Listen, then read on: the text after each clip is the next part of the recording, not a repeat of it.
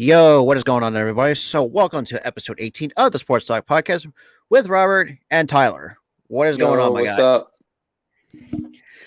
Alrighty, so first on the agenda, let's talk about you know, to start off, let's go, since we have the baseball background going, let's go with the 2021 MLB season awards prediction. So, who's going to be your rookie of the year, comeback player, Cy Young, that kind of thing. It's going to be tough, though, because there's a lot of deserving candidates. I know for me, and I think this is going to be an easy choice, but I think comeback player of the year should go to Trey Mancini, hands down. I think the Cy Young should be Wheeler. Yeah, I think it's going to be very close because Corbin Burns is also in the mix with it. But I feel like I don't know. No, it's going to be tough though. It is very going to be tough. Yeah. Do you think the Phillies are going to actually do what they're saying they're going to do? I mean, from what I've took away from his press conference and the fact that the comments that he made about Didi, I think they can do it. I mean, Trevor Story's already going to be on the market. I mean, it's going to be shortstop heavy class. I mean, I said this before too in my earlier video. The fact of what he said about Didi, that caught my attention, and I'm thinking to myself like, oh shit. But it's true. It is very true. And because here's the thing, because you have a young kid in Bryson Stott already on his way, about to take your spot. And the fact is that, and he's basically saying, let's say like you're going to have to earn your spot. And the fact of the matter is that Dombrowski, I think he can do it, despite, of what's, and, obviously, plus we're going to be clearing up some cap space with some of the people that are going to be leaving. Obviously, McCutchen, and I mentioned this too about McCutchen too, despite the fact that he's a decent player at his age, but his body's breaking down on him because I don't think he thinks he's got to be somewhere in his mid 30s, if I'm not mistaken. But he's up there, bro. He's up there in age. Well, yeah, I mean, I feel like McCutchen's on his last legs. Odubel needs to go. I mean, I mean, he was not. He means despite being horrendous leadoff hitter at times. I just feel like we need and from what I took away, is obviously shorts. Obviously, pitching's probably our number one. But the fact that we're also looking for a left fielder, which is obvious. Don't forget center field because I don't know who we're gonna because we got to see how what we're going to be really looking for. Obviously, a closer is what he also mentioned in his press conference. Yeah, I feel like Ian Kennedy was a letdown. Yeah, very inconsistent. Like before he got traded to the Phillies in July? Yeah, about mid-July. He was very consistent. He comes to Philly, consistency ran out the window. I mean, in some games, but I mean, actually, yeah. I mean, I don't know. There's something about Philly that, and just something doesn't really work out with us. But I mean, Kyle Gibson, despite he's been very solid for us. A very solid pickup. Despite little hiccups every now and then, in some of his starts. I mean, don't get me wrong. There, the first. I don't know how old Gibson is, but he can handle the bat pretty well, which is surprising to say for a guy who's coming from the American League. Hits his first career home run. And I was thinking to myself, what the hell? I was like, oh my Lord. Oh, before we get into the rest of the show, as you guys can see, I am rocking our Philly Sports Talk podcast merch, our Spreadshirt link. It is in the description down below, and you can also check out my Teespring store as well. So you can go check that out. If you guys heard all that, because Rob, I hate to tell you this, but your mic's low again. Oh Lord, let me fix my. Okay, let's try. But what he was saying is that he has a Teespring website where you can buy the merch that he's wearing. And you also check out Spreadshirt. And Spreadshirt. Yep. Check them out.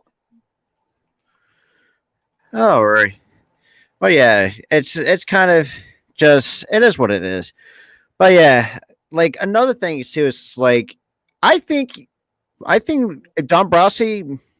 I think Don Brossi can do it because, and this is I what think I think he can too because he's more than capable because he really wrote the ship for for as long as he did, no he really wrote he how would I say that?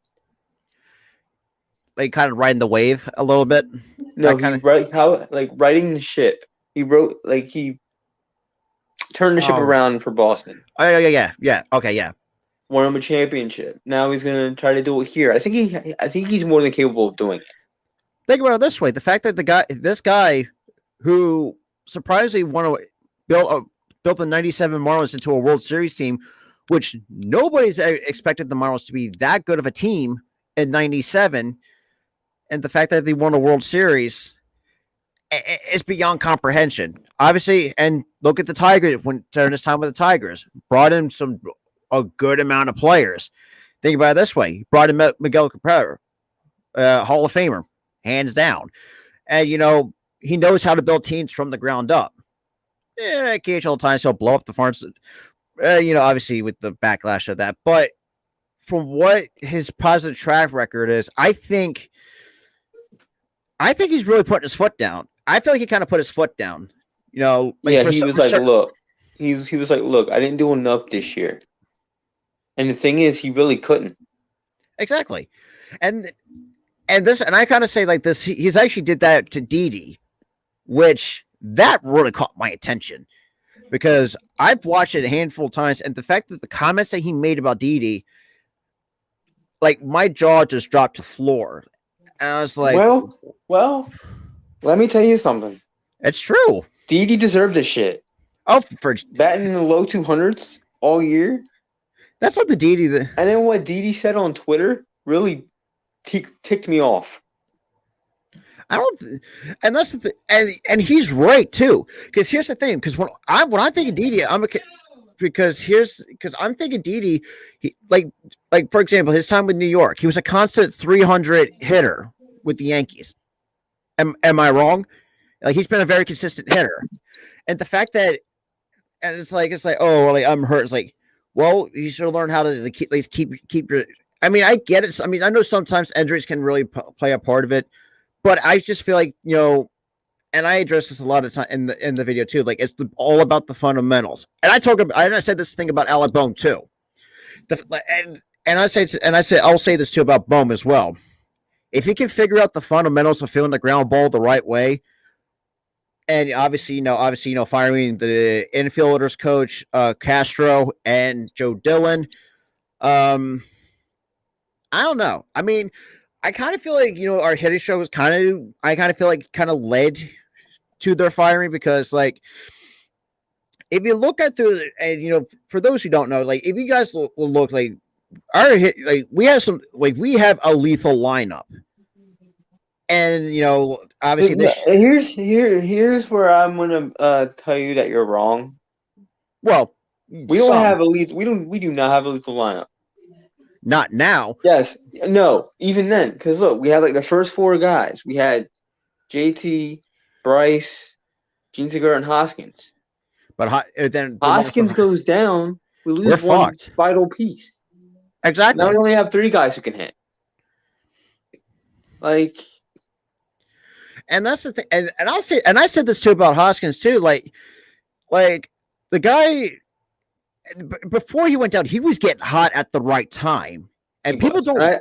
And many fans are saying this, and I'm saying this too. If Hoskins was playing in the final few weeks of the season, we'd make the playoffs.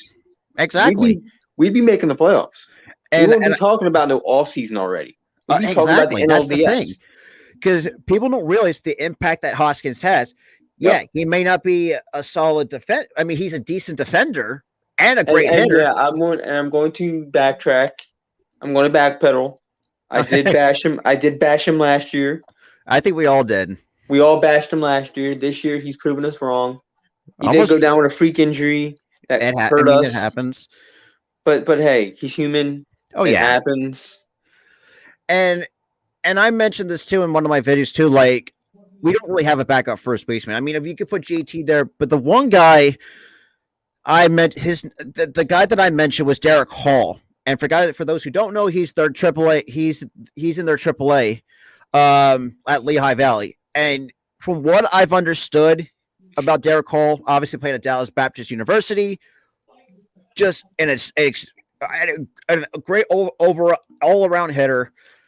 It can give you pop too, and a very great defender. Yep. And not to toot my own horn though, but he follows me on my Twitter and my Instagram, so got to throw that out there.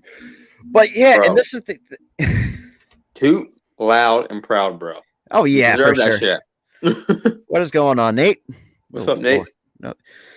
But yeah, and that's the thing too. It's like I don't know though. It's like it's just starting to hit me, and it started getting to my head though. It's like we really don't have a backup first baseman. Why not give him an opportunity?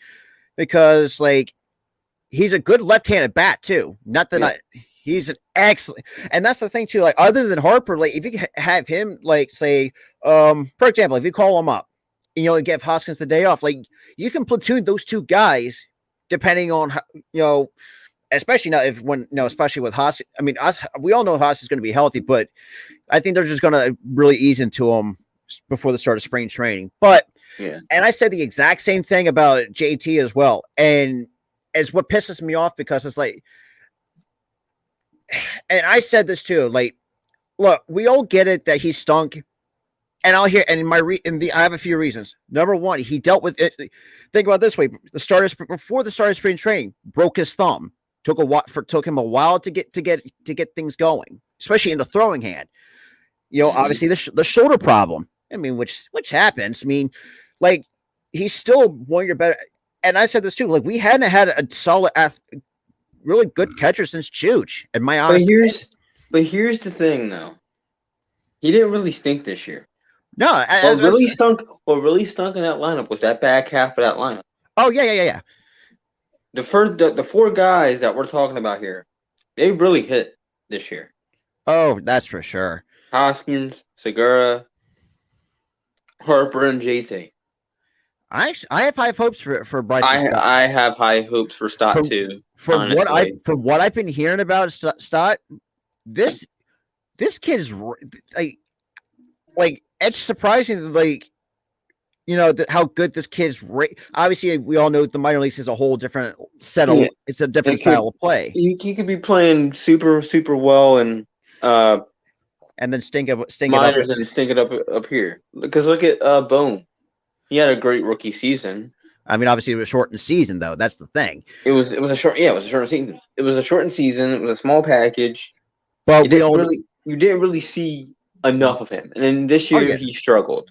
Oh yeah, I mean, and this is the thing too, is like, look, I can't blame him. He's still a young kid. I mean, he's gonna learn. The power is there. The power is there. He just got to learn timing. He's got to learn discipline at the plate. That's all he needs to learn, and he also needs to learn some defensive. Issues. That's what I mentioned about the basic fundamentals, like the throws and stuff he can make on a line, no problem. Yeah. But But it's the field and the ground ball. The fact that this kid is 6'5", lanky as hell.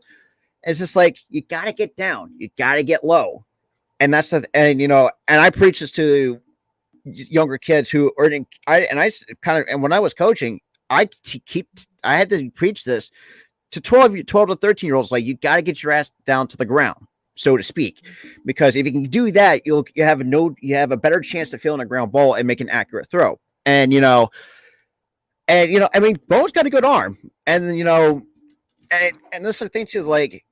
I mean, Stott. Well, I'll be motherfucking damned. Philly Mike is in the building. What's up? Okay. What's up? Oh, he is. I feel the same way, Nate. I feel the same way. I think Stott is going to be a monster. For sure. If the stars align, he's going to be a great player. Oh, for sure. And he's going to probably. And this is the thing too. And I said this too. Like, say if Stott is not ready. Do you go out in free agency to get a shortstop as a temporary, like on like at least a 1-year deal, so to speak? Because I'm thinking, because the way that Stott is going in AAA kind of leads me to believe like I think I think at this point, I think you should at least give him the opportunity. I think he's ready. I think he's gonna get. I think. At least right now. Yeah. When spring training starts in March, give him a spring training at bat or two. You know, like give him a taste of the big leagues. Oh, for sure. Because here's the thing: because if you do that, it's going to really help him. And this is why I think Bohm is going to be the same way once he gets. And I feel like with Bohm, despite the fundamentals, I feel like it's more of a confidence. And that's the thing. It's just like, I just kind of feel like if he, and I think as much, and I said, okay, and the fact that they sent him down, so okay, so send him down, at least let him tinker a few things. And then we saw what the numbers he's been putting up at AAA. It's just like, okay, so this is really what's going to really, really hit home. Yep. But I think, you know what? There is a possibility he can be that kind of shortstop we really need. Oh, Nate with the hot takes. Oh, that is a very that's a fire take. Top 15. Ooh, boy. I love, man. I don't. Mike. Look, I don't know. Like it's questionable at this point. It's iffy. It's iffy. If he, I'm gonna give him one more year. If he struggles next year, I have a strong feeling that Dombrowski is gonna trade him. Oh yeah, because look what happened. Because I was reading online, they were like, "This is about the same thing as David Price." Oh, that's right. Yeah, the same thing. They traded David Price for Chris Sale, and they won a championship. They're going to trade exactly. They're going to trade Nola if he struggles next year while his trade stock is high. If he struggles next year, they're going to trade him for a high quality pitcher. Oh, for sure. And this is what I think too is like say if that does happen, do you start pumping up? Start moving the guys who have in the rotation like up a spot. I would actually keep the rotation as is. Okay. Honestly. Because all you're really changing is the ace. Oh yeah. You're changing you're changing your number one. You're not changing your number 2 or 3 or 4. That's what I'm saying. Like that's what I'm saying. Like if Nola, say if he does if he can figure out the only thing I would do if we were changing, the pitching rotation. Okay. Move Wheeler 1. He deserves that 1 spot. Oh, for sure. The fact that what he's accomplished, and the fact the fact he led the league in innings pitched, he led the league in strikeouts. Yep. Especially mostly in the National League. Mm-hmm. I mean, I feel like last year he was he felt more like an ace than Nola did. Yeah. What Nola would. I mean, obviously 2017, 2018, 2019 were Nola's best seasons. Yeah. Hands for sure. And look, and this is why I don't think this is not going to be the end for Nola, because I feel like this is just like a little speed bump, so to speak. The thing is, we thought last year was a little speed bump too. Remember last year? That's right. Last year he struggled. This year he struggled. He's got one in every fan's eyes, even in my eyes and possibly your eyes. He's got 1 year. To write this. If he doesn't fix his mistakes, if he doesn't ship him out, pitch better, lower the ERA from this year. Oh yeah, he's done. And this is the thing too. Is this like the fact that you're having? I mean, look, I get Wheeler's up a little bit, older than Nola, but I think the man can still produce at his age. Exactly. The fact the guy had went through, I think, 2 Tommy John surgeries early in his career, and the fact he's kind of what Nola was in 2018, but even better. Yep. And look, I mean, I still like Nola though, but like you said, Leo, last year or this year, and the year before, like kind of showed like he's got to right this ship. He's got to. There's no choice. He's got to right this ship or he's gone. And I feel like Dombrowski is during really that press conference, what he said about Nola. He's saying the same thing. And this is why I think, and look, I mean, I just kind of feel like, I mean, if like hypothetically, if he does figure it out, we're gonna have a very solid 1 through 5 right there. Or we're gonna have Nola 1, Wheeler 2, Eflin 3. Eflin 3, if he's healthy.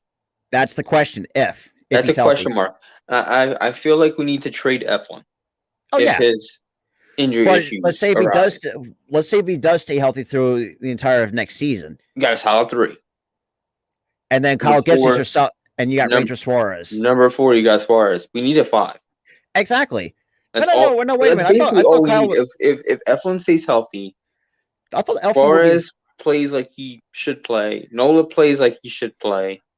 Wheeler does his thing. Yeah. All we're gonna need in the starting pitching rotation is a 5. It's a 5, exactly. And this is the thing too. It's just like, and this is the thing too. I think there's a few things I think I might be wrong with Nola. I think it's more of a mental game than anything else than with him. And I feel like he's having a hard time repeating his mechanics. And from what I've been seeing, it's just I don't know what's up with him. I think it's a mechanics issue. Yeah, I don't think it's a mental issue. I think it's like something's up with him mechanically. He's not. Yeah, it's like something's not right. Something's off.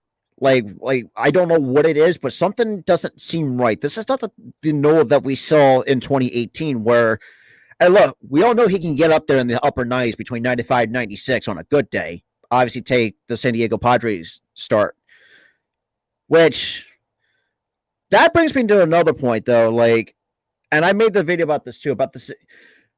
And this is, and I got kind of criticized the Padres because it's like you had someone who's experienced as Ron Washington still out there. The fact that you had a second interview with, but you went someone like Jace Tingler, who's probably like a base coach at best. And look, I get it, and I think, I mean, obviously, I know they fired him because, I mean, obviously, he had a winning record, which really hasn't really happened in San Diego in so long. I mean, I just kind of feel like the guys gotta go with experience, and I say, I mean, someone in the comments in one of my videos to say Washington or Bochy, and I said, my reply was just like, I would say Washington more. I mean, both are good managers, hands down, but I feel like Washington would make more sense because I don't think Bochy is going to come out of retirement because, I mean, he's done a lot and throughout MLB. Right. And that's for certain. But yeah, I mean, I feel like where, I just don't feel like, go with someone with experience. If you can do that and, and look, don't get me wrong, though. I mean, he has some good players on that team, but I just don't feel like they never really, got it to that level. Right. Tatis, God forbid, if you can figure, and that's another thing. And speaking of Tatis too, great player, but a absolute horrendous of a defender. Like he's given up so many plays, and this is that's part of the reason why they're out of the playoffs, why they plummeted. Exactly. He's one of the reasons, defensively. And also, the fact that him and Machado's now got beef, which that's just, and the fact that I think it's like a 10-year with you got Machado and where is it yet year? So when do you got? Okay, this has got to be okay. So this is year 3 because both Harper and Machado signed in 2018. Okay, that makes okay, but yeah, it's like year 3, and the fact that you're. And we all get it that Machado is the most hated player. Well, second most hated player. But the thing is, I kind of feel for Machado, but in a way, I'm like, look, we've missed the playoffs in the 3 so years long. that Bryce was here, and he hasn't flipped out on anybody. No, like he understands it. He's basically very level-headed, and he's actually critiquing what we need in a very constructive.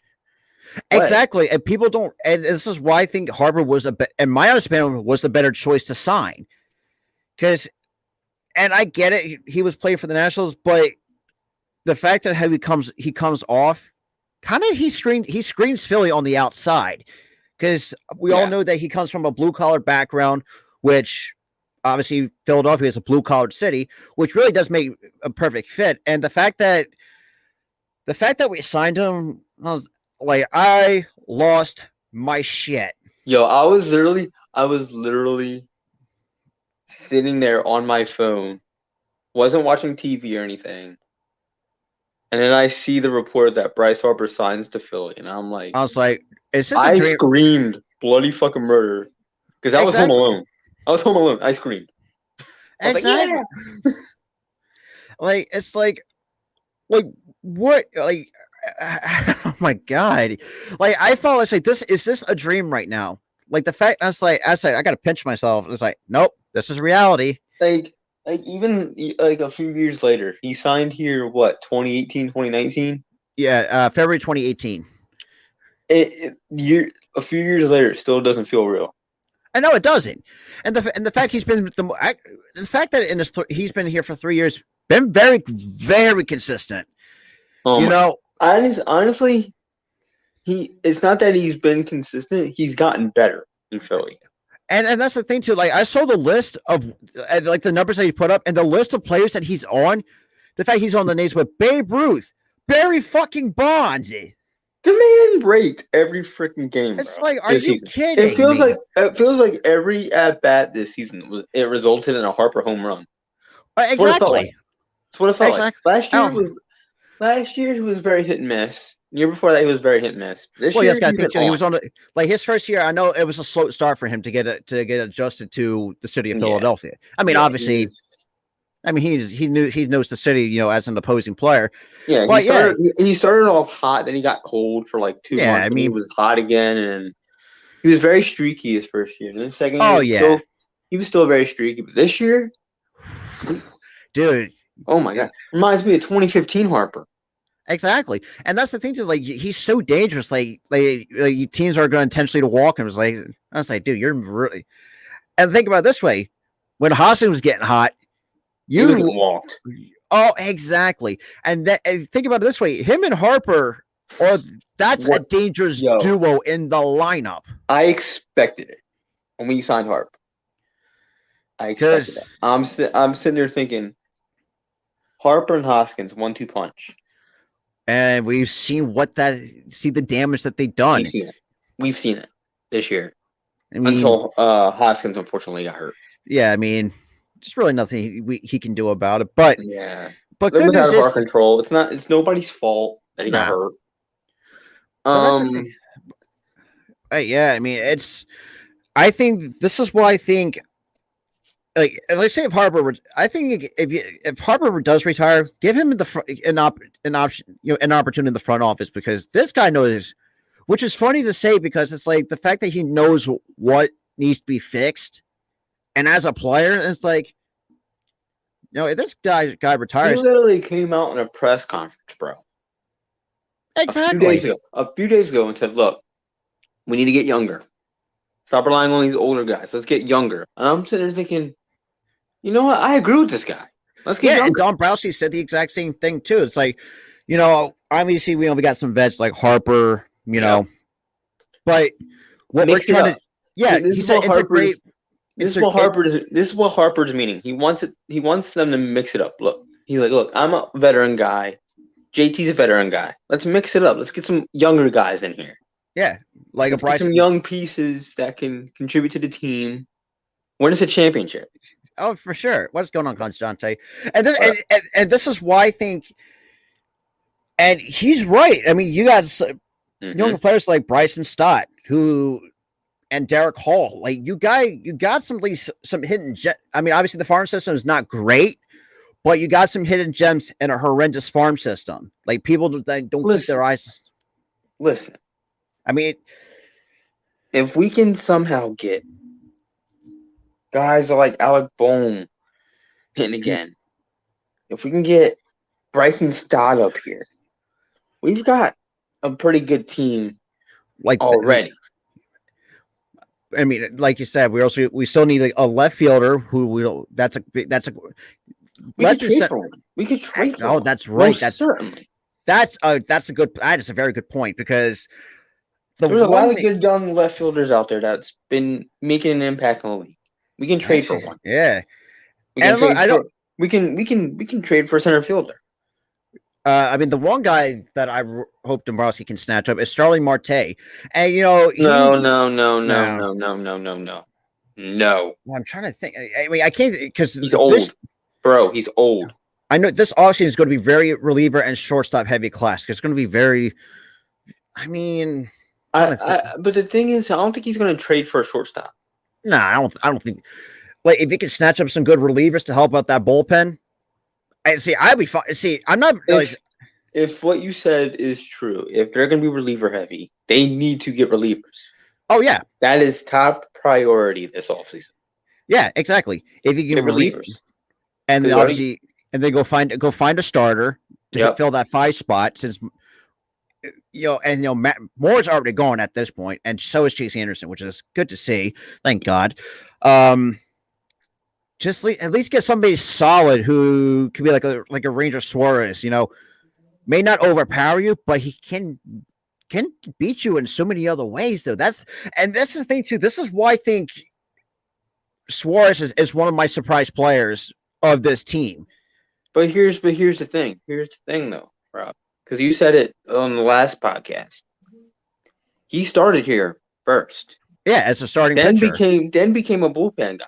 But the thing is, when he started here in Philly, he was really freaking good. And he got even better when he got in the bullpen. He worked up some kinks that we need to work on. Came back up to the starting pitching spot. Oh, yeah. Dominant. And the fact that he threw a shutout with less than 100 pitches. Dominant, bro. Who does that? Obviously, Suarez does. Hey, look, I could agree. That's a good thing. I agree with that comment right there. Yeah. Oh, for sure. Rangers Suarez is players like that don't grow on trees. Oh, exactly. That's a dime a dozen right there. You got to hit it big. You got to be lucky. And they did that. And they did. They really did. And that's the thing too. So it's like, and now I'm looking at the rotation. Okay, so if Noah can figure out what he needs to do mechanically, obviously Will's probably going to get better from here on out. If Eflin probably is going to be, hopefully stays healthy. You got Kyle Gibson for another year, and then Ranger Suarez. I mean, that's a solid 1 through 5. You already got 4 guys. 4 solid. You got 4 guys already. Just got to find that 5th. You just got to get another 5th, and you got to get a bunch of relievers. Oh yeah, I mean the only one that can stay, or actually, I think it's just okay. And actually, that brings me to another point. Like, okay, so we're going to talk, since we're talking about the bullpen, like who's going to stay and who's going to go. For me, I think Neris is going to stay, but as a reliever. Oh, he's better. He's better as a reliever. He was not cutting it as a closer. No. I think the real problem was with Neris. I think it was just it was just the pressure, man. I was thinking too. Yeah. Every time he was like up as a closer, it was a 1-run game. Every time, and he got nervous every time. Kept throwing lollipops down the middle of the plate. And I have, and this is, and the fact that he has. Exactly. Yeah, it's nasty. That is disgusting. Oh my god. Oh my god. If Eflin stays freaking healthy, bro. I mean, we all know. Holy hell. And then if Nola can figure out what the hell is going on in his mechanics, who knows how good. If Nola can clean up that mistake and go back to what he was in 2018. If he can fix those mistakes, if he can fix his mechanics, if he can fix whatever's going on up here. Oh yeah, he's gonna be good. Great fucking player. He's gonna be. Look, he nearly won the Cy Young like in 2018. Yeah, there's 3rd place in the Cy Young voting. Obviously, 3rd place. I mean, DeGrom. If we can go back to that form, who knows? Go back to like we've been saying this countless times in this podcast today. Oh yeah, it's like beating. I know we sound like a broken record. Beating a dead horse. It's playing a broken record. If Nola can go back to that form, he's going to be dangerous. If Eflin can stay healthy through, I'm going to say 100 games at best, or 80 games at best. Let's say 80 games. If he can do that, let's go 80. If he can stay healthy, 80 games. If he surpasses that, great. And because look, and Elflin's been pretty good, since I mean, obviously in like the recent years, but I think we saw what Elflin can bring, as a middle of the rotation kind of guy. I mean, despite the fact that he relies on movement, and just the way that he goes about it, though, it's impressive. I thought it was like, if Elflin's going to be another bust. I mean, at one point, I thought it was like, I didn't really think about it, but the way that I've seen, Elflin kind of grow into the kind of player that he's becoming, I'm really got second guess myself. Like you said, I mean, obviously we're beating the dead horse, but I think, and the thing is too about Eflin, is that you can tell in his post game press conferences, like after every game, whether it's a win or a loss. I don't think he doesn't look like he doesn't like his outing. He doesn't really. It's not that, like, he knows that he has some critiques. He has some kinks to get rid of. Oh yeah. And he comes out and saying too, is like, look, and he goes, look, I need to be better here. I need to be better here. And then I have a good game here. Let me fix whatever happened here, so I don't have that happen again. Yeah, Miles, we said the exact same thing earlier, because like we talked about Middleton so many times, and we all know what he's. And it's kind of like beating a dead horse with Middleton at this point. But I kind of feel like I think it's time to, like you said, like Tyler, like you said, bring Bryson Stott to big league camp, which they've done in the couple of years past, and he's done pretty well for them. So that's okay. Even though he's not made it, so okay. So like he's got some little bit developing to do, but from what we've been seeing at AAA Lehigh Valley of what Stott has been doing, kind of says like, call him up. I mean, it'll save us money on a shortstop. Like you said, if he can get Bohm to back what he, despite that short sample size of what he can do. I mean, you got a good shortstop and a third baseman right there on that side, and keep Gene at second base. And this is why I feel like Gene is an underrated player too. People really sleep on, like, people don't realize how consistent Gene Segura has been throughout his career. He may not be as like, he'll pop. I mean, the fact that he hit from a little bit more power this year, which kind of really took me by surprise, though. It's just like some of the Segura, like you can see like doubles, triples, and all that, all the like those kind of extra bases, but. The fact that he, what did he finish, like 14 or 15 this year, which is kind of high, which is very high for him. It's like, okay. And this is why I think just keep him at second base. And then if Hoskins is very solid at first base. So from first to third, hypothetically, if you can get those, Bohm back to where he was in that short sample size. And then, obviously if Stott can pick up where he left off at AAA, that's a very solid infield from right to left, hands down. But like you said, we could also trade for a left and a center fielder, which is two big question marks at this point in the all season. And obviously, like I said before, we're probably going to need some backups. I mean, obviously, one more starter. If we can get one more starter who's very solid as the number 5 guy, that's right there. Now.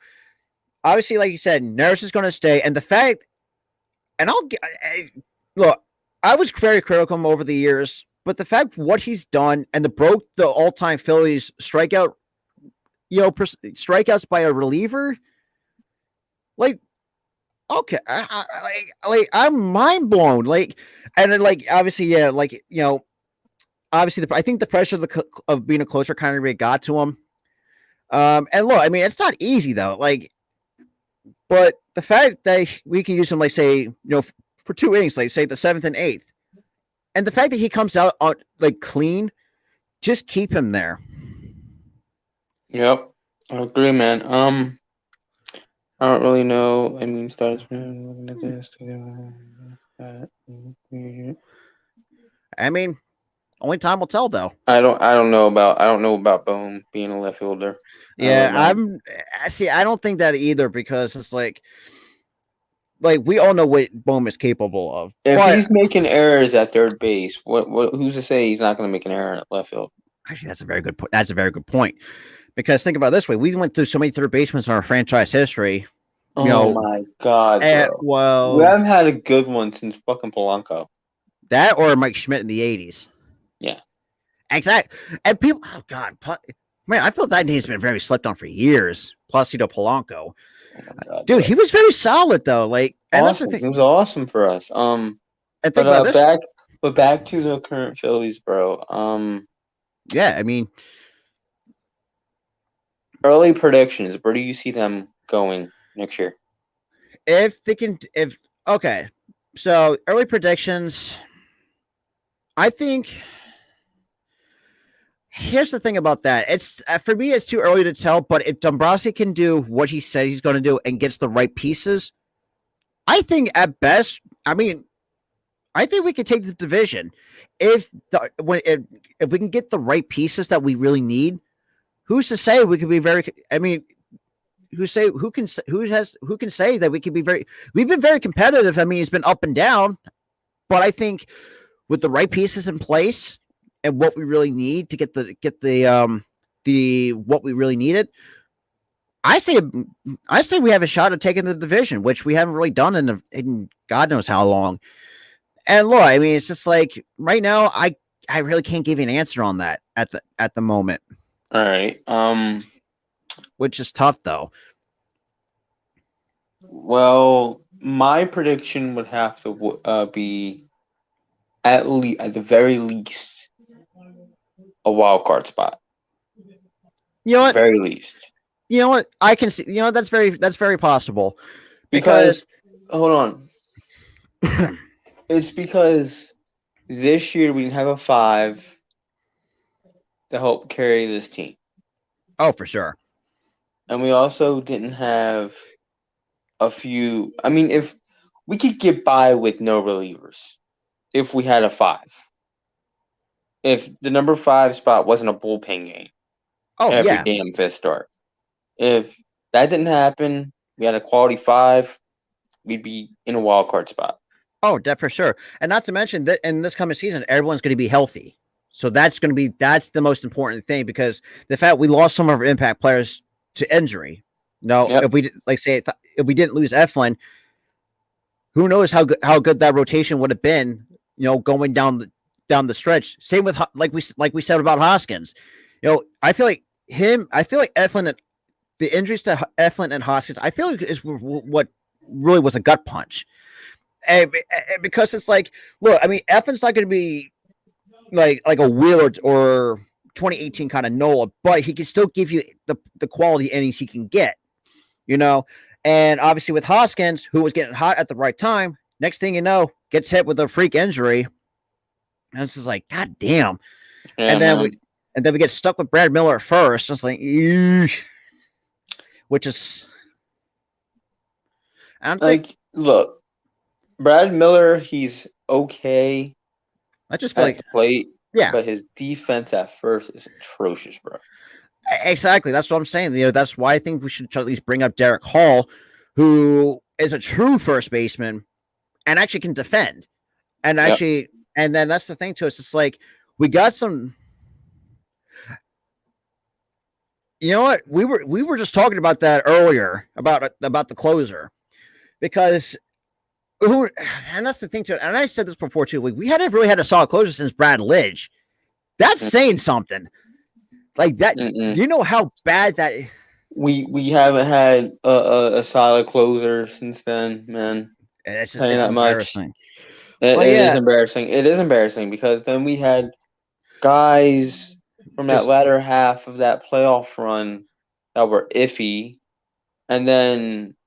For like the 10 years we were out of playoffs, we didn't have nothing. Oh, yeah. I'm doing pretty good, Dante. I'm really.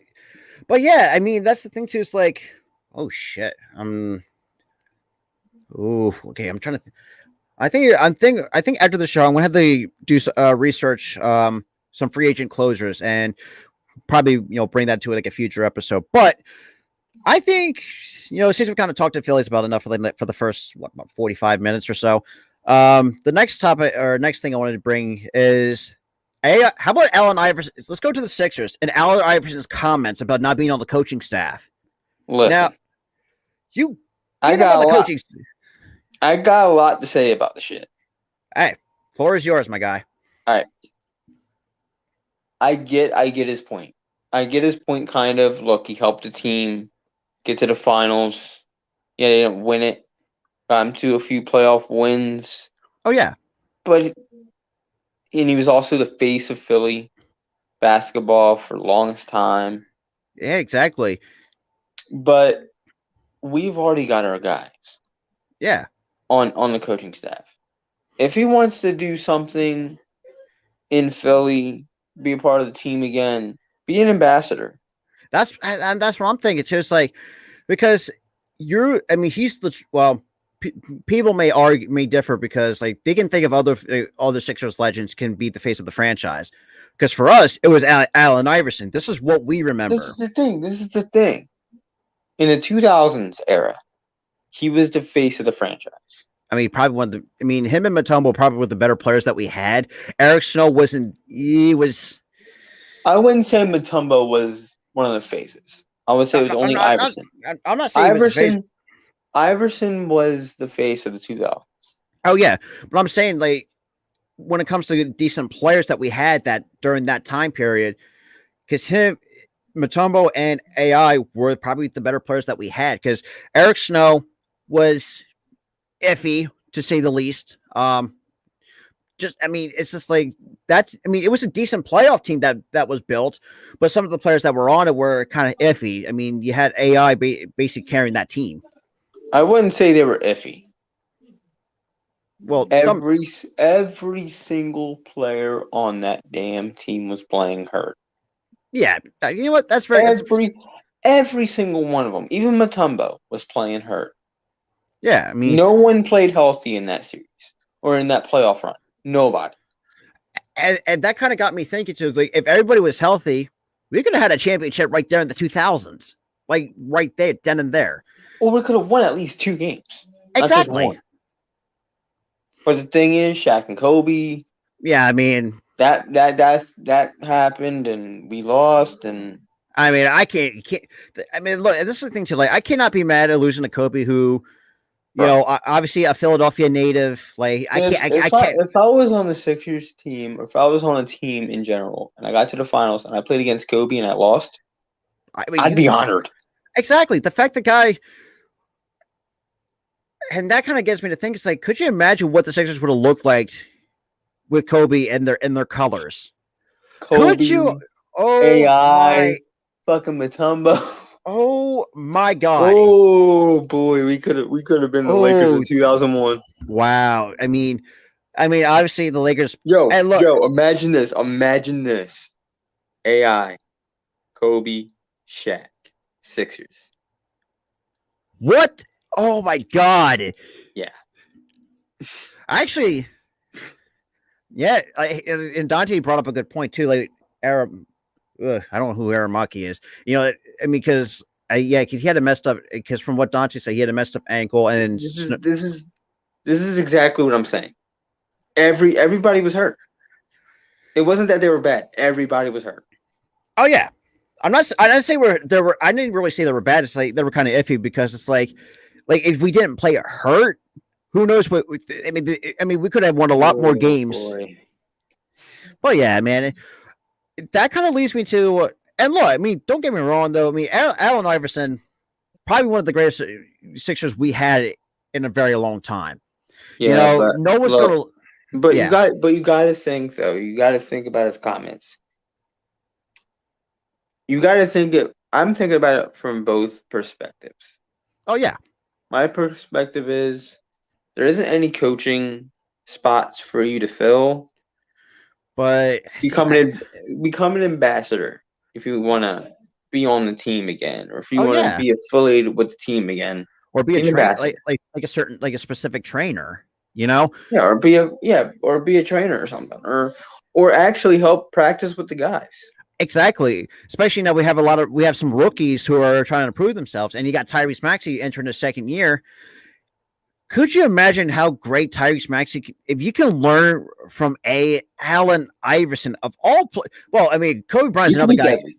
You could be deadly. Exactly. Dude, because here's the thing about, and this is the thing about AI. This AI was a sharpshooter. Like, here's the thing. He was a sharpshooter, but he could also drive to the paint. Yeah. He could do it all, bro. He could do it all. Which is, it's like, even the man crossed up at Michael freaking Jordan, bro. Oh my god, I still remember that. It's like you crossed him up like he was nothing, bro. You crossed up one of the goats of basketball. It's like, I think the time that he was like what, and I think he was in a rookie season, if I'm not mistaken. 96. It was when he was drafted. Oh my lord! But the fact that you crossed up one of the greatest basketball players of all time, as a like.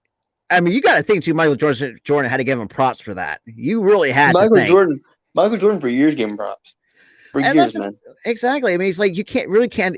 And look, I mean, and this is why I think AI is going to be could be. I think either have being a specific trainer, or be an ambassador to the city of for Philadelphia, because a lot of people are going to remember AI for his time in Philadelphia. For sure, man. And it's just like. And that kind of brings me up to Tyrese Maxey, though. What do you think of him right at this point as entering his second year? The man right now is a stud. And look, and this is what I have to say to you. And the fact that he's getting some high praise, especially from Doc, and the fact from what I heard Doc Rivers say, he's going to have a much bigger role. My brain kind of clicked like, is he going to really be the starting point guard for this Philadelphia 70? He could be. If Ben doesn't get out of his own damn way and he gets traded somewhere. Oh, yeah. Say for a pick. He doesn't get traded for another point guard. He gets traded for a pick. I would move Tyrese up. Oh, yeah. Because think about it this way. Because we already got guards. We got Danny Green. We got Tobias Harris. We got Seth Curry. And you got the all-star at MVP, Joel Embiid at the center. Then you have Tyrese fucking Maxey at the point guard. Is his three-point shot great? No, but he's been working on that. It's been good. It's been good. It still needs a little bit of work. But the thing is, the only problem that I have with his shot is that it doesn't look good. Oh, it really doesn't. That's it. And the thing is, with me, shot doesn't have to look pretty as long as it's going in. Yeah. And that's the thing. And that's the thing too. You just gotta think too, Kentucky, I'll give John Calipari a lot of props for the kind of players that he produced over the years. Tyrese Maxey, who else came out of Kentucky? Anthony Davis, just to name a few. Boogie Cousins, for example. You haven't and this is why I think, I don't know, honestly, as much as I'm a huge Villanova guy, but Kentucky's really the top powerhouse when it comes to for basketball and developing players to go to that next level. Because it's like we're really seeing it from someone like Anthony Davis. Didn't have a great jump shot, but you can see how much he put work into that. Yep. Think of who's another guy I want to think of. Giannis. Let's take Giannis for a fucking example. The fact that the guy, when he got drafted, he got labeled as a bust on the day that he got drafted, right? And the fact of what he's done since then, and it's just like, and now the man's an NBA champion. Yeah, exactly. It goes to show you, no matter if you're going to be down, you're not going to count me out. And this is why I think, Giannis, obviously probably one of my, and I enjoy watching Giannis too. Is his shot great? No, but the one thing he did work on, and I remember years during his time, he was a horrendous free throw shooter, and In the fucking playoffs, he was 15 for 16 from the free throw line. Are you kidding me? Like, are you how? It's just like, oh my lord! It's just like I feel like Giannis. It's just it's a whole another it's another different breed of player, and it's just like and that's the thing too. I mean, Tyrese Maxey is not that slouch from the free throw line either. Despite it was a short sample. I mean, despite he had some big, and he came up clutch in some big moments, which really took me by surprise. Actually, that brings, God, I'm still pissed that freaking how well Jrue Holiday was playing. I was like, what the absolute fuck? We got Lou Williams still at 36 years old, still playing at the best basketball he's ever been playing. Jrue Holiday, another guy. Do you know any idea how annoying that is? You're seeing these former faces of the Sixers really taking it up a notch.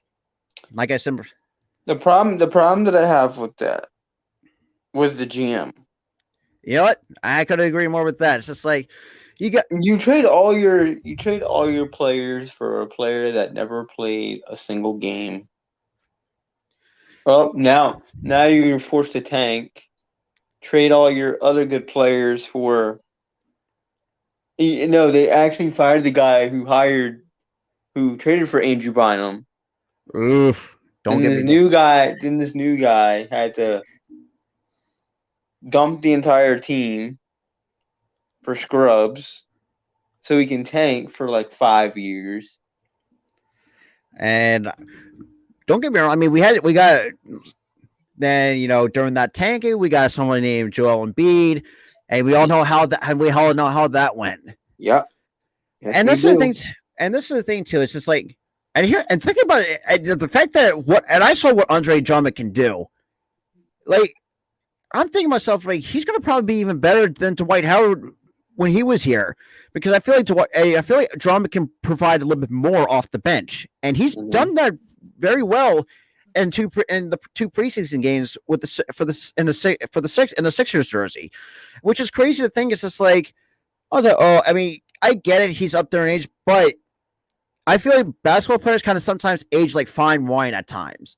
I feel like they're like, it's like a rarity you see, and obviously, I mean, I can name a few, like LeBron, 36 years old, probably the all-time scoring leader. Like, the guy can do it all. Yep. I mean, dude's going to be a Hall of Famer by the time it's said and done. I mean, it's really no shadow of a doubt. Drummond, still a solid player for his age and can still produce. And the fact that he's going to be a backup to Joel Embiid, we're going to be very stacked at, oh boy. And I think another guy I think I could really be very useful, as a backup is Paul Reed. And think about Paul Reed is it's just like, I don't know. He kind of reminds me of Thaddeus Young in a certain way, but bigger. You know what I'm saying? Mm-hmm. Because it's like, man, Paul Reed is explosive. The fact that we got a 6th round pick, if I'm not mistaken, in that draft, I might be wrong on that, but the fact that this kid, I think the fact that how explosive he is for a 6th round pick, I think he's going to be a very good, player for down the road. Because think about it this way, Sixers has some great future players later down the road. Because you got, like I said, Tyrese Maxey, probably in my honest opinion,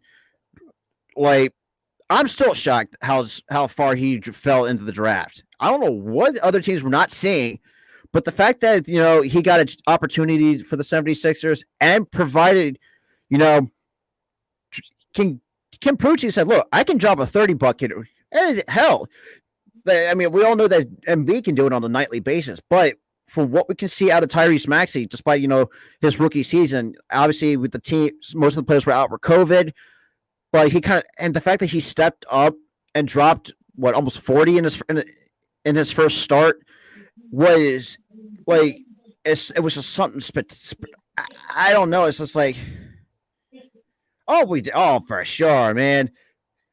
there was a lot of players that we missed out on. Yeah, that still hurts because we literally passed up on Jason Tatum for Ben Simmons in that draft, or Brandon Ingram, and Brandon Ingram in that too. We fucked ourselves up.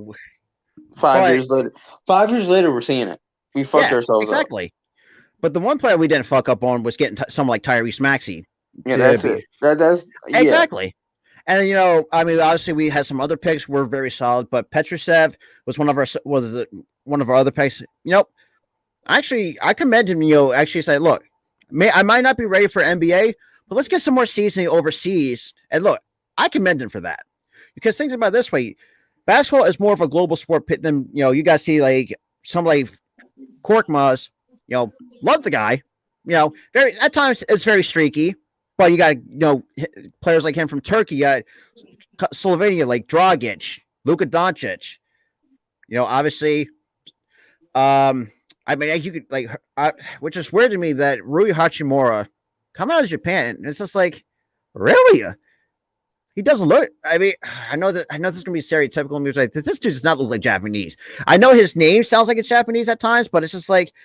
And look, don't get me wrong, though, he was a solid player for the Washington Wizards, despite, obviously that was a shitty team. And it's just like, from what, this is where it's just like, hey, Buddy, I mean, another guy I think we really fucked ourselves on was not getting Buddy Hield. I'm not going to lie, though, that Buddy Hield was one of that's just like we can go, the list can go on and on to the players that we fucked up on. Jason Tatum, Jaylen Brown, who's obviously De'Aaron Fox, Buddy Hield, Brandon Ingram. I mean, the list can go on and on, man. But moving on to the Eagles. Actually, yeah. I don't know, man. Lane Johnson being out. You got. He's from what I saw from he's questionable for this week. I don't know, man. I don't think so. I don't know. And are we going to win this game on Sunday? I don't know. I don't know either. But from what I've been hearing, Christian McCaffrey is going to be out. So that's going to really help the run defense a little bit. But the thing is, that pass defense, man. Yeah, and that's the thing too. It's just like, and people and someone like Joey Shays, and I feel like a few others. Philly Mike, who was in the chat earlier, he did something on Jonathan Gannon. Say, can he be on the hot seat? Say, yeah. I mean, I get this way because it's like our defense is not great. The linebacker is kind of shitty. We had decent corners, and I just kind of feel like our defense is old. That's what I'm seeing right now. We have an old defense, but we have a young, and I don't know if you see that because I feel like our other than the edge rushers, who I mean, God forbid, the fact that we lost, and I gotta say this too, like, man, I don't know, is it just me or did we really fuck up by trading Malcolm Jenkins away? No, we didn't. No, bro. I don't know. I just for some reason it just keep going in my head, but it's just like. In a way, I think we did because he was the he was the lifeblood of the team for the longest time. But at this rate, seeing how he's playing for the Saints, I don't see it. And that's the thing. It's like it was his time to go, but the problem is who's the lifeblood of defense? I mean, and the other guy I can think of is Brandon Graham, but he's only a rusher. He's exactly only a lineman. He's not working with the entire defense like Malcolm did. See, that's very true. He's not saying you go here, you go here, you go here. He's just covering his guy. Oh yeah, trying to shut a block. And that's the thing too. It's just like, and I've noticed. I don't know if you've seen this, but I know our defensive line and our entire defense in general is a little bit old. Other than you have Josh Sweat, who's been very outstanding so far. I mean, obviously the loss of Brandon Graham really sucked, and it does hurt us, and it kind of is really biting us in the ass. Fletcher Cox, who God knows what's going on right now. I just kind of feel like our defense needs to get younger. And this is why I think, you know, if you're looking at the draft, there's some pretty decent. And I feel like not picking up Asante Samuel Jr. really fucking hurt because he's been balling out for the Chargers. Not getting that guy from Carolina hurt. J.C. Horn. Yeah, that sucked. Not getting him hurt. Patrick Surtain is another guy you could have snatched up. Yep, but then I again, I feel like we were trying to target offense first. You know, we're gonna work on defense this offseason. We know, like, we should have known going in they would not do too well. No, for sure. And that's the thing too. And you got to think too. We were missing a number one receiver. I'm thinking myself, there's a few names on that board. It's like, but seeing those names were taken off, the only one that was left was Devontae Smith. Obviously, you know, was familiar with Jalen Hurts. It's like, okay, if we can find obviously we were sitting at 12. Next thing we know, I see the cat. As much as I really hate to say, I still cannot get that out of my head. Like, how the fuck do you trade with the Cowboys? One of the most hated goddamn rivals in the NFC East. But as much as I hate to say it, despite I hate the Cowboys with my guts, with all bias aside, you know, I'll give credit to Jerry Jones. It's like, you know, we helped you. You scratched our back and we scratched yours. I mean, look, we got what we wanted, you know? You know, obviously, Dallas needed a linebacker. And there you go. Snatch up Micah Parsons. But I just kind of feel like now this is the perfect opportunity for this coming all season and the draft to go after a linebacker, probably another cornerback, and maybe a safety if you're and a couple offensive linemen. Or no, I'm not offensive lineman. I mean defensive, because our defensive lineman is old. You know, Fletcher Cox is already breaking down. Brandon Graham, he's pretty. I think Sweat's already pretty much is probably going to be his Beaver's replacement. Which, for those who don't know, me and Josh Sweat are 1 day apart when it comes to birthdays. Like, it's just like because obviously, you know, I was born on the 28th, but he was born on the 29th of the same year. I'm thinking to myself, what the fuck? My mind was blown. Okay. Mm-hmm. And the fact that we're the same age, but I'm going to be, it's just like, I was like, what reality am I in right now? The fact that I share, yeah. But yeah, I mean, it's just like, for me, like, if I want to, the first target I want to go after is get a cornerback. Yeah. The one guy, I mean, there's some decent names, but the one guy that kind of stands out is Stingley from LSU. I think he's the one I want to snatch up off the board, in my honest opinion, because I just feel like if we can target, and obviously, despite, you know, it's going to be Howie doing this shit, but obviously, if Howie can work what he did this past draft to get the wide receiver that we really needed, which was Devontae Smith, if he can do that and get the pieces we need to restructure that defense, I think we could be fine in the next, you know, going down the road. I think at this point, like we said, this is like a retooling. This is like pretty much retooling at this point, because Brandon Graham, who knows how long he's going to be with the Eagles, even though he's one of the longest tenured Eagles of all time, especially coming out of that 2010 class. I mean, he's going to definitely, I think he might consider retirement. Fletcher Cox, who knows with him? I wouldn't say Brandon Graham is considering retirement. He's only 10 years in, bro. Which is crazy, man. It's just like, he's only 10 years in, and a 10-year player ain't going to retire. Nah. Let's be real. And it's I just would crazy. give him another 8 years. 9 years at max, you know?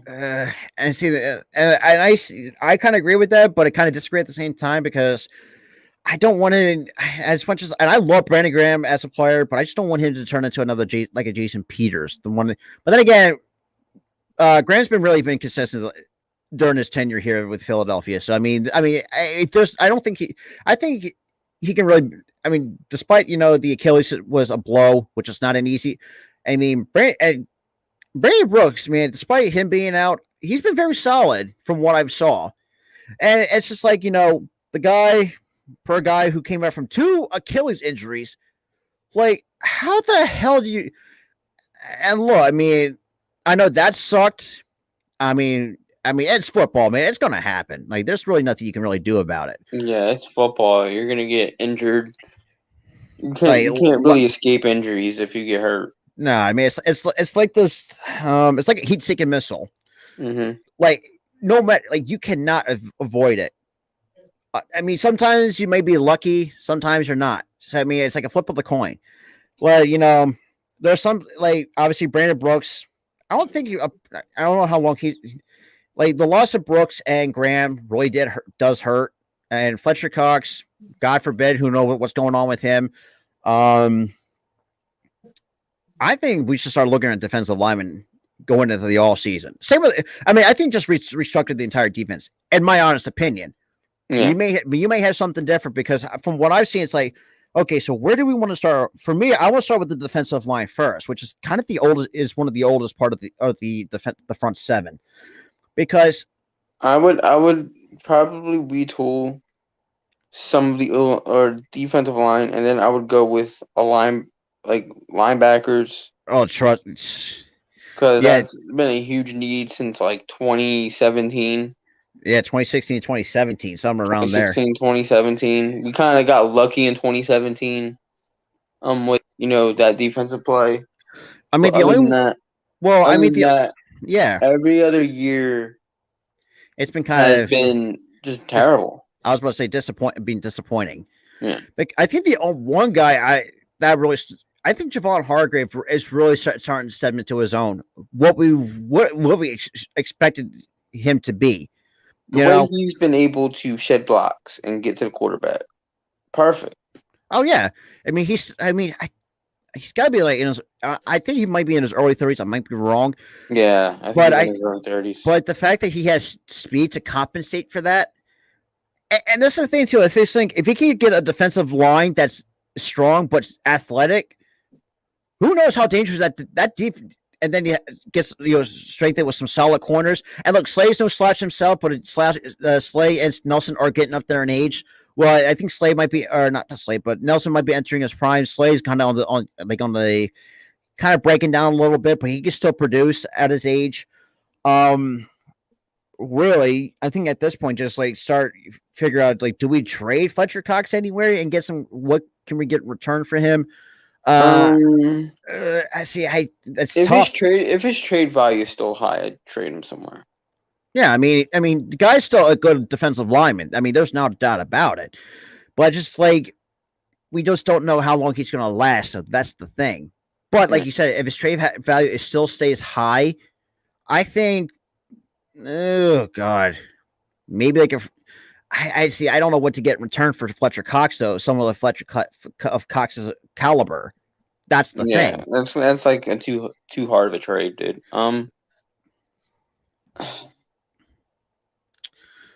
It's just like, and from what I took away from and I'll say this too. Look, I get it. I mean, we're not gonna. I mean, we should have. There was no way. I mean, obviously we lost to the Chiefs, but from like the positives I kind of saw of it, it was a better called game. But the only problem that I had was the running game. And I understand.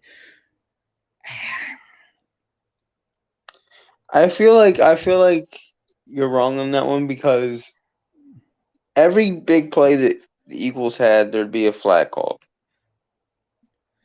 Yeah. Every big play, there'd be a flag call. And and that's just and here's my point about it. It could be the refs are being biased. It could be the Philly team isn't disciplined, because we've had discipline issues with penalties. So what this coach needs to do is to get on him. Oh yeah, keep getting on him. Look. Stop committing stupid penalties, especially on the defensive end too, which is where most of that's getting accrued. Yeah. For like someone like say like a Derek Barnett who needs to get the boot out of here, because it's like, and at one point it's like I mean, I thought it's like maybe Dillard may not be and it's crazy, but he's been playing decently in the recent weeks, which is crazy to see. But Derek Barnett, I think, 5 years in and still can't, and then he still can't figure out the problem. You can't call penalties. Like, come on now. The thing with Derek Barnett is he's a good player. Do not get me wrong, he is a good player. Just cut down on your damn penalties. Exactly. That is all you need to do. And that's very bad enough, but like majority of the penalties has been called or mostly on him. And you could, it was crazy is you could actually read it on Sirianni's list as it's always him. That kind of, it's like, oh boy. 90% of their penalties were him. Exactly. Like every time they were him. And he just needs to clean it up, man. I know, and this is, and I said that, and I think this is about Dillard. I think Dillard did the. I mean, look, I get Dillard is still a young guy, but I feel like he kind of cleaned up his penalties, like throughout. It is kind of his. I don't want to say of his development, but his growth. I feel like he's, and this is crazy because it's like, okay, so it's like obviously with him and Mailata battling for the left tackle spot, and it's just like, why not have it? I don't know. This is just like. I feel like, despite Mailata being a seventh round pick, and the fact that he outbeat Dillard, kind of tells you like Dillard. I think Dillard needs to change the standard, but I was completely wrong. But I feel like he just really look. As soon as Mailata went down with the knee sprain, he stepped up big for the offensive line. Yeah, I agree. Which is crazy because it's like we've been so hard on Dillard for like a couple of years, 3 years, depending on how long he's been in the league. But the fact that he's stepped up, actually just really show what the player, what we spent that pick on. If he can do that, who knows? I mean, we got some good depth on the offensive line. You got Nate Herbig, Jack Driscoll, obviously Jason Kelsey. Who knows how long he's going to last? I mean, we got Lander Dickerson, who's probably going to be most of your guard, your left or right guard. I mean, Silvalo is probably going to be your center. I mean, he's been very solid before he went down. I mean, there's a lot of tinkering that a lot of things need to be cleaned up. Obviously, like you said, give Miles Sanders the motherfucking ball. Can you do that for me, please? Holy motherfucking God. Like, I don't watch Penn State football as much as I used to, but man, does that really tick me off. That run. And look, I get it. I don't know that. It's just like, I mean, look, I know we're decent. He's doing what Doug did last year. And I think that's really what's going to get him. It's so pass heavy. Stop running passes every fucking play. Run the ball. Exactly. I mean, you got two good backs in Kenny Gainwell and Miles Sanders.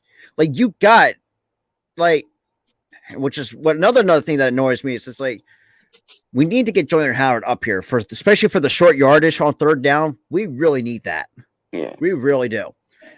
And it's just like it really annoys them the crap out of me. It's just like the fact that you have freaking Howard still in the practice squad, but you still don't use him on the short yard, and people don't realize too. Like that's what we did when we had him up here was the short yardage. Obviously, I mean, going back to 2017, who did we have? We had LeGarrette Blount. We had that bruiser back. We had LeGarrette Blount to do the heavier power runs, and then we also had Jay Ajayi with the agility and the speed and breaking ankles and moving. Exactly. The elusive back. We had the elusive back and the power back. Exactly.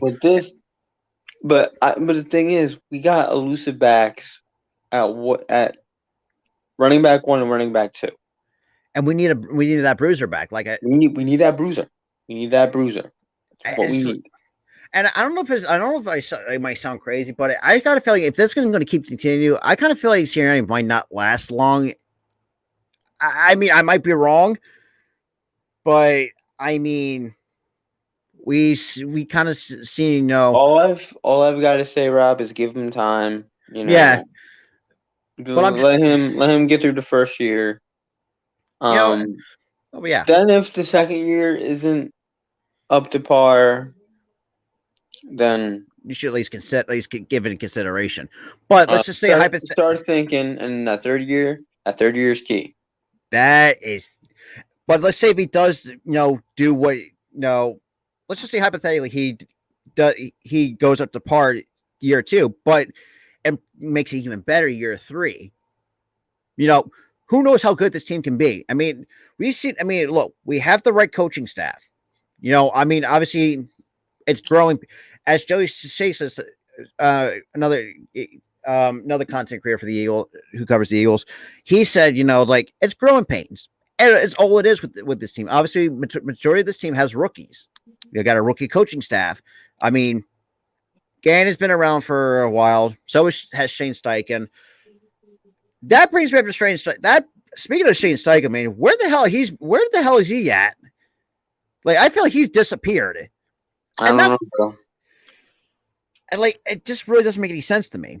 But I mean, if you can really find Syria, and like you said, Syria needs to get on their ass about the penalties, especially towards the veteran. Even the veterans too need to get their ass chewed out too, which is crazy to think because you got Lane Johnson who should know better. Same with it's just like you got some of these veteran guys who's been around for a long time. Like you should know what penalties you should not be getting penalized for. That's all I gotta say about the Eagles. But that's pretty much all the teams that we have covered. Now. But to finish off, I want to show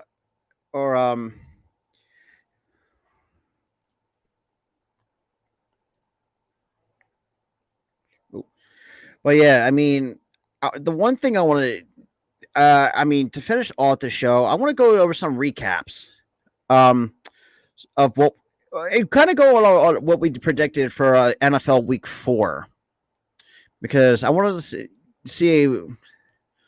Okay, but yeah, because I just kind of feel like where. I mean, obviously, yeah. I mean, that's right. We forgot about Week 5, but yeah, I mean, let's go with. Actually, that brings me up another point too. Before we get into the recaps, did you hear about the what's going on with the Raiders and John Gruden about the that quote unquote racist email from 2011? Have you not? No, the only controversy I've heard lately is the Urban Meyer thing. I didn't hear about the John Gruden. Yeah, so from what I've understood, what the fuck's his name? Not John Gruden, but he's the head of the players union for the NFL. He kind of came out and said, look, I mean, he revealed an email that was over 10 years old. It's feel like he was racist. I mean, because I don't know what to make of it because I really never really paid attention to it. Speaking of Urban Meyer, though, that kind of brings me to another point, and video I wanted to make, but since we have some time on the show, I don't think he's cutting it as a NFL head coach. I don't think he really is. Listen. He's a first-time NFL head coach. True. Going on to a rebuilding team. Yeah, of course he's going to lose games to start. I mean that's obvious. Give him time. I'm giving Sirianni. I'm giving him that third year. That third year, if he isn't good, he can walk. Oh, for sure. But the thing is with Urban Meyer, what I don't like is the controversy. Oh, that is definitely for sure, man. Why the fuck would you let a random ass woman give you a lap dance? Exactly. Knowing that you're fucking married. Exactly. That's what I find really crazy about it. It's and then you get caught by one of your staff and recorded. Exactly. Which is insane, man. It is insane. And I feel like if this keeps up, he's gonna walk sooner rather than later. Exactly. And I mean, which is crazy. It's just I just don't like seeing Jacksonville.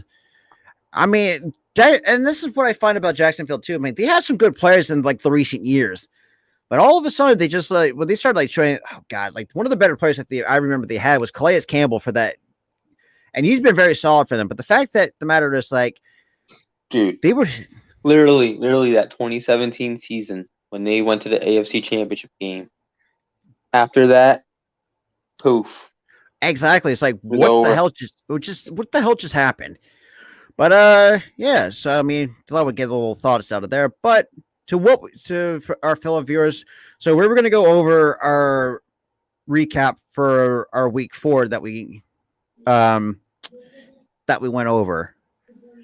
Let's go with Thursday, September 30th. We had why the hell? I'm surprised how close this game. This game should not have been as close. The Bengals almost lost this game. Yeah, I mean, because at half, the Jaguars were leading. Oh yeah. The second half, the Bengals surged. Joe Burrow surged. I feel like in that first half, the Bengals were playing very conservative, while the Jaguars were playing tough. Exactly. It's just like, and then after that, the Jaguars were conservative. The Bengals said, "Look, time to wake up." They woke up, won the game. Exactly, and who would have guessed that the Bengals were starting 3-1 in the first 4 games of the NFL season? I honestly didn't expect it. I knew they'd probably be a bit better.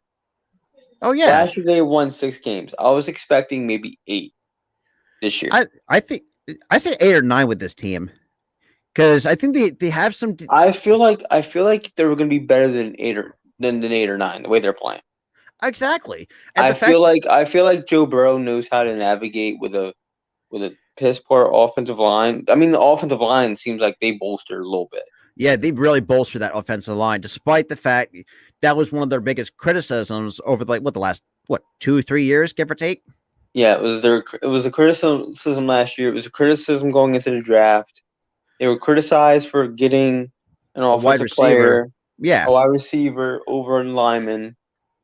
And now you got him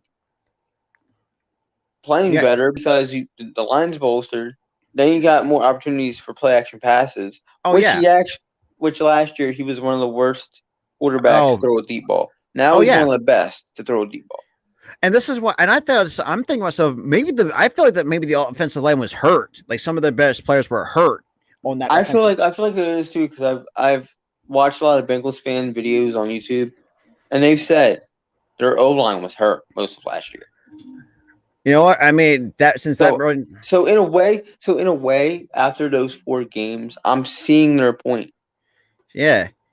I'm saying, like, all right, that guy didn't play last year. That guy didn't play last year. I can see why you're saying we didn't play better. We didn't play good offensively. He kept getting sacked because the O-line was hurt. I can see their point. Oh yeah, for sure. I mean, we feel bad for them because their ownership was completely trash. But what Zach Taylor is doing for that Bengals team is spectacular. Awesome. It's very awesome. Do I want to really talk about the Jets and the Titans? What is going on with the Titans recently? Like, how the fuck did you lose to the motherfucking Jets? Their defense, man. Their defense. Oh, Lord. Offense, and also, I don't know what's going on with Tannehill. And Derrick Henry, too. And Derrick Henry's been getting shut down. And then the Philadelphia Eagles and the Chiefs. I feel like the Chiefs outplayed us. Yeah. They just outplayed us on both sides of the ball. Oh my God. The Cowboys beat the Panthers. I had the fucking I picked the Panthers to beat the Cowboys. What the hell? I had the Panthers because I'm thinking because here's the thing, Rob. Going in, I'm thinking they got McCaffrey, they got a good quarterback, they got Robbie Anderson, they got all these pieces, man. All these pieces. One piece goes down. Oh, exactly. But I still think they're going to be a good team. Oh yeah, this team's a playoff team for sure. Yeah. I feel like one loss is not going to stop them, but I feel like not having McCaffrey next week, I feel like that's going to hurt. Yeah, but I mean,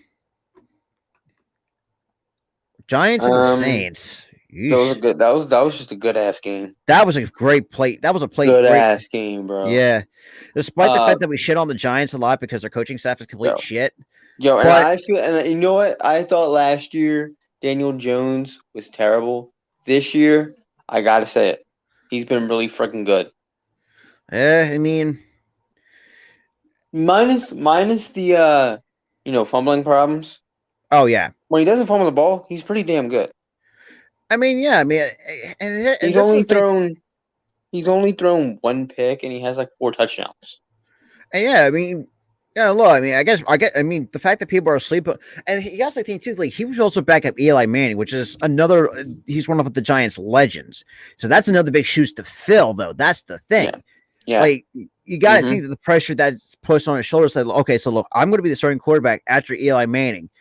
And look, I get it. I mean, it's just like, I don't know because it's just like and this is the thing about the Giants too. I mean, they had some good players over the years too. Like, oh Lord, fuck, I can't even think of one.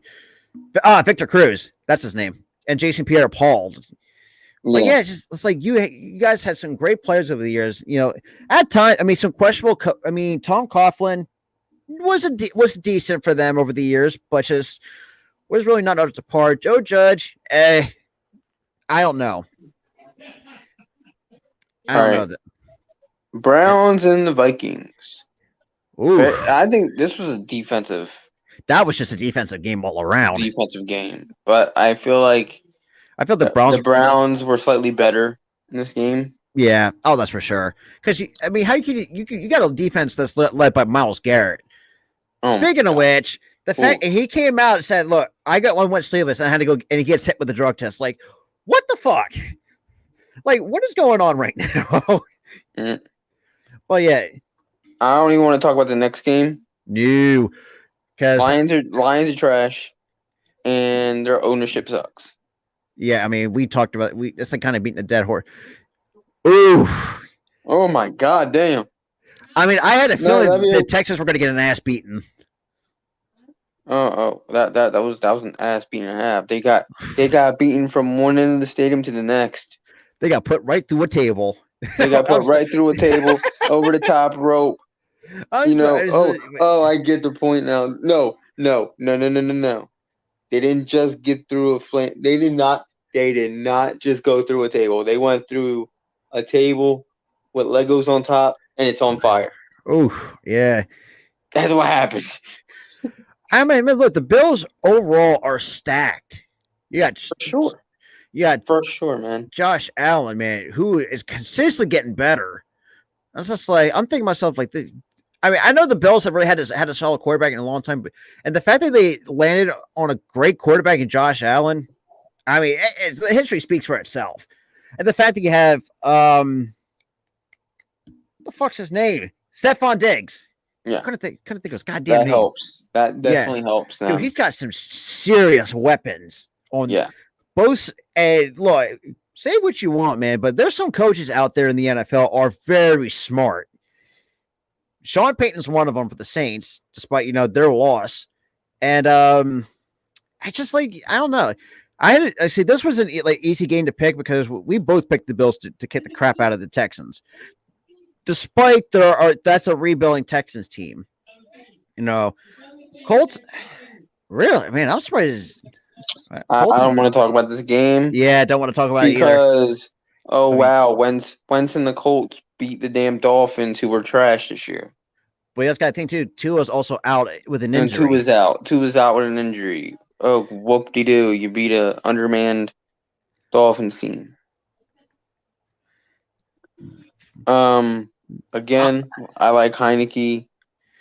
Yeah. So keep him in. I think they'll be. I think Washington will be semi-competitive this year. Yeah, but I feel like I don't know if it's just me. It feels like in years past, it's always us in Dallas going for the top spot it's always been that way for the last 5-10 years, give or take. There was only one time where I feel like, well, not last year or the year before, because Washington kind of took the top spot. But as history with us in the division, it's mostly us and Dallas battling it out for the top spot. But yeah, I mean, like you said, Heinicke, the guy who, especially a quarterback coming from the XFL, kind of bounce all over some different teams, but playing under probably one of the better head coaches you could probably ask for in Ron Rivera, which kind of really does help in his development. I don't think it's really development, but I just kind of feel like he's growing into what's the word I'm looking for?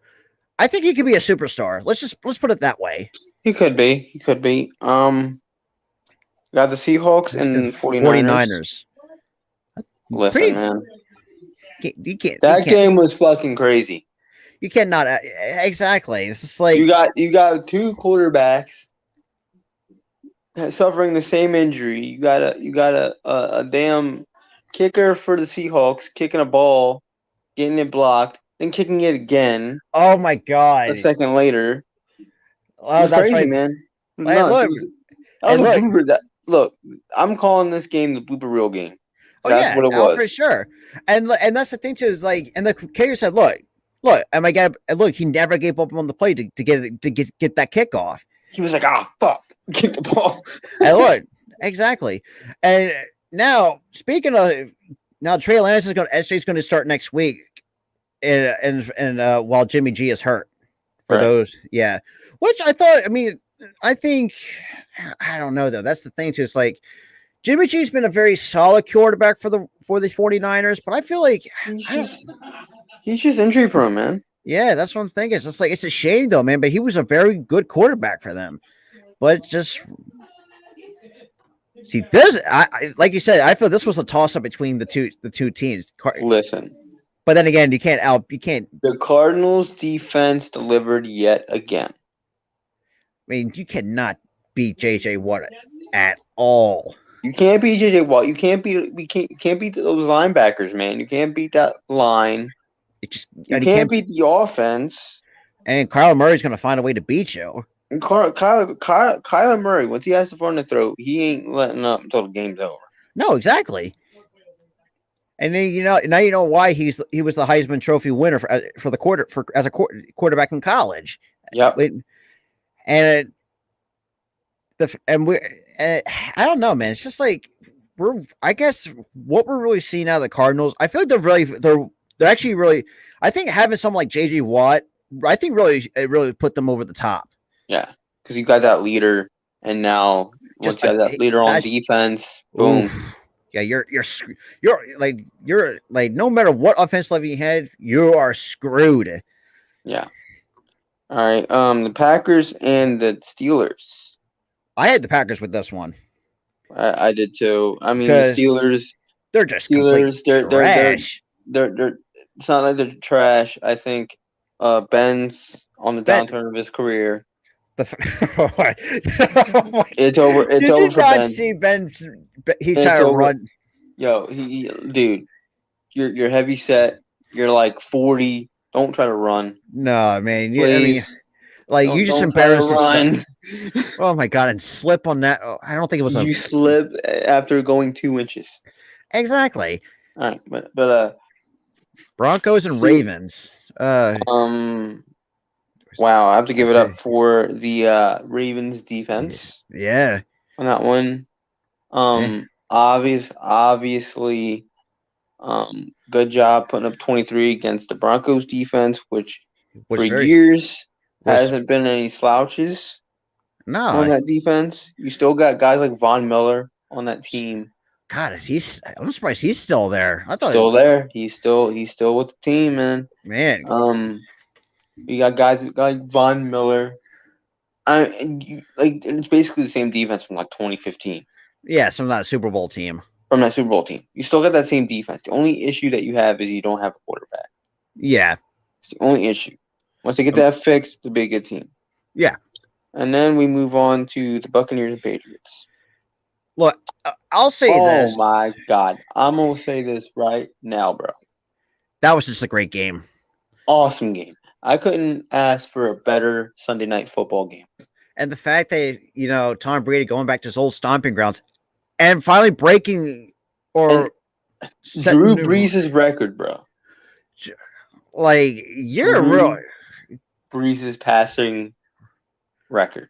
Oh, my. Hey, look, man. Hey, look, hate on Tom Brady all you want, but dude can do it all. It's crazy the fact that he's doing it at 44. After last year, I said, okay, I need to stop hating on Brady.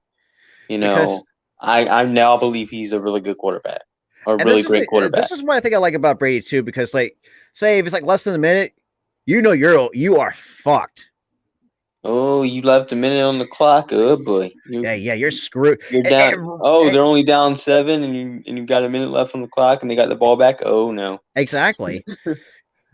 I don't know. I mean, I'll have to say to you, man, despite the Patriots rebuilding, I think they're competitive. They're competitive. I think the problem is their defense. Yeah, and the fact once that they fix that defense, they're fine. Oh, exactly. I mean, you released your top cornerback in Stephon Gilmore. I mean, I get it. He was on the PUP list, and I know he's getting up there in age. So, I mean, I felt that was kind of more understandable, but I just kind of feel like that just really hurt your defense just a tiny bit more, if I'm not mistaken, that secondary. It did, but here's the thing. You got to think about it this way. They got to pick out of it. Yeah, exactly. They're a rebuilding team. And Mac Jones... Who would have thought Mac Jones would have been balling out the way that he's been?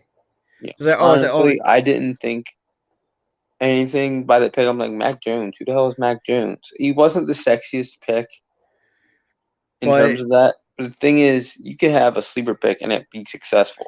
And that the fact that, and Belichick knows what he's doing with quarterbacks. He does. He did it with Brady. And guys, no.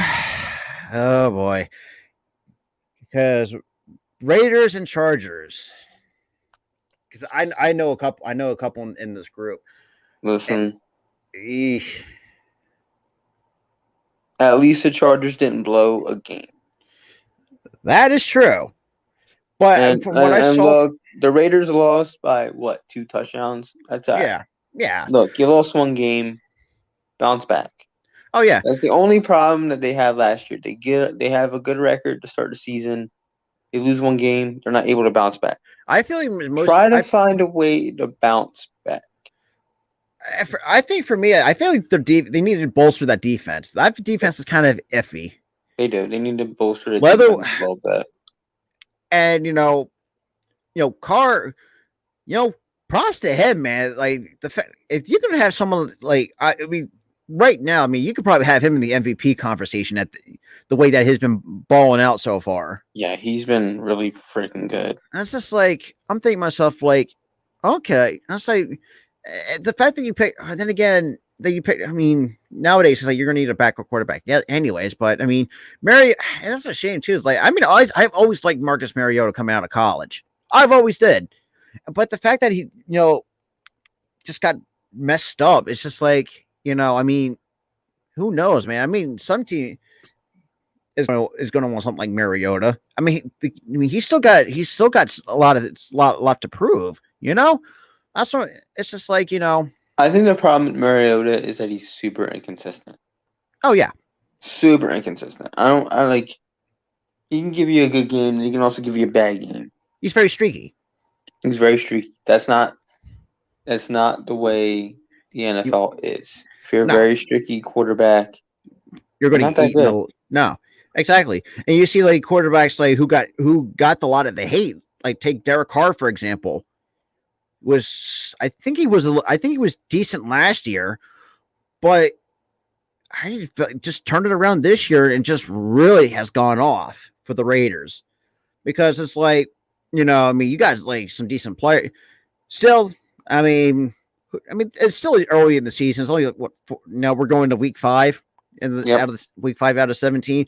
Yeah. Like, it's still early, man. Like there's a lot of, there's still a lot of football left. Oh yeah, for sure. But try to wrap this up.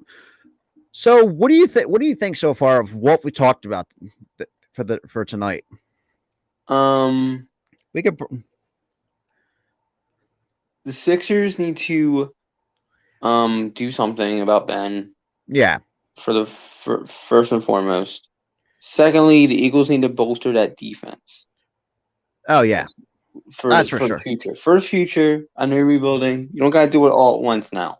Or at least try to make the defense a little bit younger because they are. Yeah, get them a little bit younger. I mean, you got a young defensive end in Josh Sweat, so I mean that's a start. You don't have to do everything all in one shot. The same where you can do that. Oh yeah, exactly. Take it slow. Yeah, just try to figure out what your needs are and then try to build off it. Yep. And with the Phillies, this kind of applies to the exact same rule. No. Well, not to some extent, but at least try to retool what you need. We've already evaluated what they needed. Yeah, they probably already evaluated what they needed. They need to strike. Oh yeah, they really. Get some relievers and get a fifth starter. And also get a center fielder and a left fielder. And just try to trade for one, because we're gonna. But yeah, it's just like you said. I mean, who knows with Dave Dombrowski? But he's going to at least have one ace up his sleeve. And this is the thing too. It's like Dave Dombrowski is no slouch in making trades either. Like we talked about the David Price. Think about it this way. Like kind of the same. And if some players don't work out, Dombrowski has. And we talked about this earlier in the show. Dombrowski has done that in the past. Like we said, David Price. If Nola doesn't do his job and pitch better, gone. He's gone. So if that were the case, get a new number one, or move Wheeler up to number one, get a number two, and then get number 5, and then. Well, yeah, or in a different scenario, if Nola can actually replicate his 2018-2019 season, then we're fine. Exactly. We're fine. I just feel like it's more mechanical if Nola can stay, if Nola can do what he did in 2018-2019. Oh yeah. Just get a 5 and get some relievers and a left fielder and a center fielder. That's it. Exactly.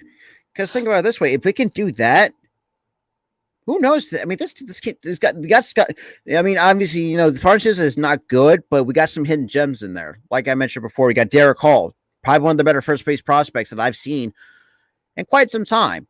From what I've been hearing about Mick Abel, he's been pretty solid. I think in rookie ball.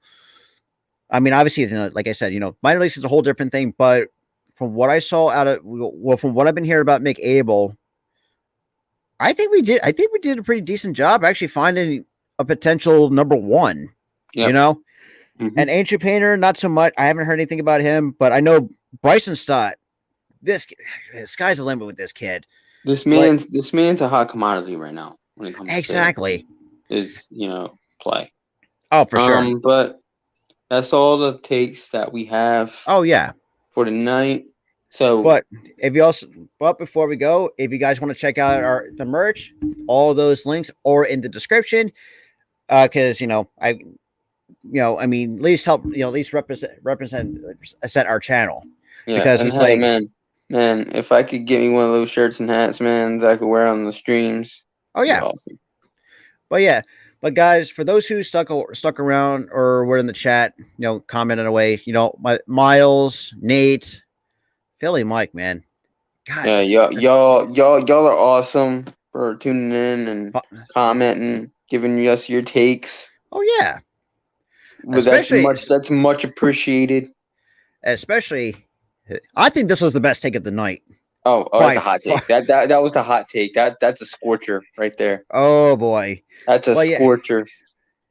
Yeah. Oh, actually, Nate, I forgot to mention. I forgot to miss this. Javier Baez is overrated. That's a 50-50, in my honest opinion. Yeah, I think he had one bad year. Oh yeah. Think about it this way. Look at when he got drafted by the Cubs, he had a high strike. This dude is a free swinger, and a lot of pitchers are going to eat him alive because of that. And that's the thing too. It's just like, look, call him overrated to run, but this dude is a creative genius when it comes to playing on the diamond. Mm-hmm. Like, think about it this way. But yeah. But with that being said, guys, thank you for those who stuck around. As you see at the bottom of the screen, you can follow me on all my social media. You can follow me checking me out on my YouTube. Buy the merch. Hell yeah! Buy the merch. Buy the hats. If there's other stuff too, I assume there's caps and. I got tank tops. We just added hoodies on the Spreadshirt store. We got drawstring bags. We got everything from phone cases to face masks, whatever you want to help represent the channel. Like, I mean, hell yeah. We got all the goodies, guys. So check it out. Links in his bio. Instagram. Rob, I'm gonna need you to send me a link so I can post it on my. Yeah, I'll send you the link after I'm done recording. After we're done streaming this. So, with that said, this is Robert and Tyler from the Sports Talk Podcast. We are out.